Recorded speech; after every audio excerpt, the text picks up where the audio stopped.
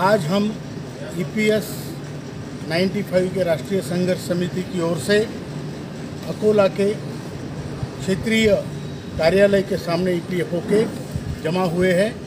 आज सिर्फ ये आंदोलन यहाँ पे नहीं बल्कि पूरे हिंदुस्तान में हो रहा है।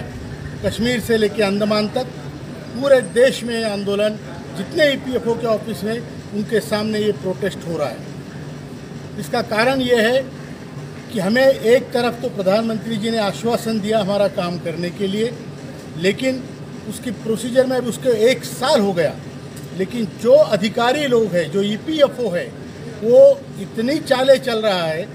हमारे उनके पास 5.7 लाख करोड़ होने के बावजूद वो बार बार बोलते हैं कि गवर्नमेंट को इतना खर्चा आएगा, गवर्नमेंट को उतना खर्चा आएगा, तो हमारा पैसा कहाँ गया, उसके बारे में वो बात नहीं करते। दूसरी बात, सुप्रीम कोर्ट को एक तरफ से वो दिखाते हैं कि हम आपका आदेश जो हायर पेंशन का है उसको लागू कर रहे हैं, और फिर सुप्रीम कोर्ट के इस आदेश को लागू करने के लिए जो सर्कुलर इन्होंने बनाया, उस सर्कुलर को 4 साल के बाद आज अबेयंस में डाल दिया। इसका मतलब इन पर कोई किसी का अंकुश नहीं है। ये बिल्कुल एक प्रकार के स्वैर हैं, एक प्रकार के वो अपने आप के मुख्तियार है। ये इसका हम विरोध करते हैं। यहाँ तक ही नहीं तो हमारे जो लेबर सेक्रेटरी है वो भी, आप जानिए, जो पार्लियामेंट्री कमेटी प्रधानमंत्री जी ने बनाई, उनको गलत इन्फॉर्मेशन देते हैं, और गलत इन्फॉर्मेशन ऐसी कि उनको ये भी मालूम नहीं ये कॉन्ट्रीब्यूटरी स्कीम है।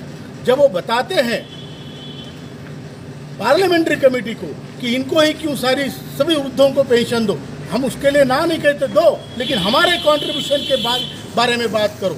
ये आंदोलन कॉन्ट्रीब्यूशन के लिए है। कॉन्ट्रीब्यूट जिन्होंने किया है उन लोगों के पेंशन की बात हो रही है, ना कि पूरी दुनिया की। तो ये लेबर सेक्रेटरी जो है उनको ये तक मालूम नहीं कि ये स्कीम कॉन्ट्रीब्यूटरी स्कीम है।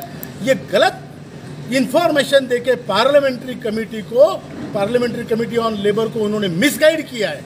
इनके ऊपर कार्रवाई होनी चाहिए, हमारी मांग है, और EPFO के ऊपर अंकुश होना चाहिए। कोई सार्वभौम सत्ता लेके नहीं बैठा है ये लोकतंत्र में, उसके ऊपर भी कुछ लोग हैं, उन्होंने इस पर ख्याल देना चाहिए। इसके लिए हमारा आंदोलन है, इसके लिए हमारा प्रोटेस्ट है। हम सब एक हैं, हम सब एक हैं। नहीं किसी से भीख मांगते, हम हमारा अधिकार मांगते। नहीं किसी से भीख मांगते, हम अपना अधिकार मांगते। नहीं किसी से भीख मांगते, हम अपना अधिकार मांगते। We want justice.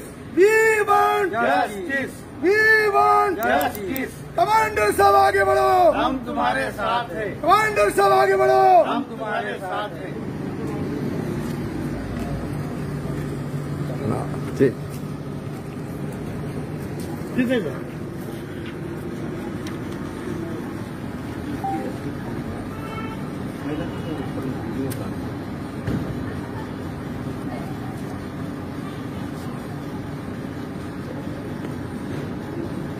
नहीं किसी से भीख मांगते, हम अपना अधिकार मांगते। नहीं किसी से भीख मांगते, हम अपना अधिकार मांगते। नहीं किसी से भीख मांगते, हम अपना अधिकार मांगते। नहीं किसी से भीख मांगते, हम अपना अधिकार मांगते।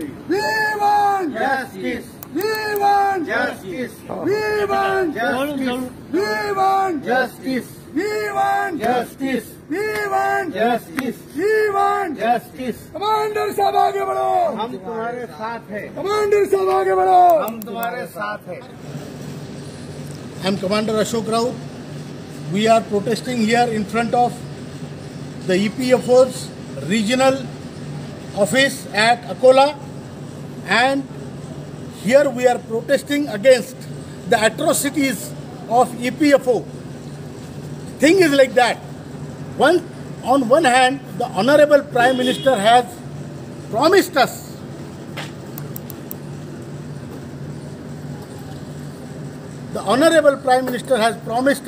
that our demands will be fulfilled. However, the EPFO last 1 year is continuous doing his notorious activities. He is keeping obstacles in our way. He is always he had been a notorious organization.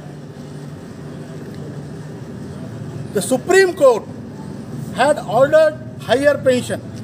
He had made a letter for implementation of higher pension, and then after 4 years, he kept that letter in abeyance. That means he is not even obeying the Supreme Court's orders. He is working on his own. There is nobody to supervise him. It's a very unfortunate. And not only that, the Labour Secretary who is responsible for the welfare of labour, he himself doesn't know what this scheme is. The Honorable Prime Minister made committee on labour of a parliamentarian, 31 parliamentarian, but this gentleman, the Labour Secretary, he misleads them. He misled them, and he says, why to give these people pension? Why not to give everybody? We are not against anybody, but tell me, if we have contributed throughout our life for this pension, and then you are comparing this pension and these people with everybody, this is a nonsense by the Secretary of Labour. We protest this, we condemn this, and we request the authorities to check these bureaucrats who are doing it on purpose. They want to create this divide between citizens. They want to create atmosphere against the government. They want people to go to court. They want to have dissatisfaction among the people against the ruling government.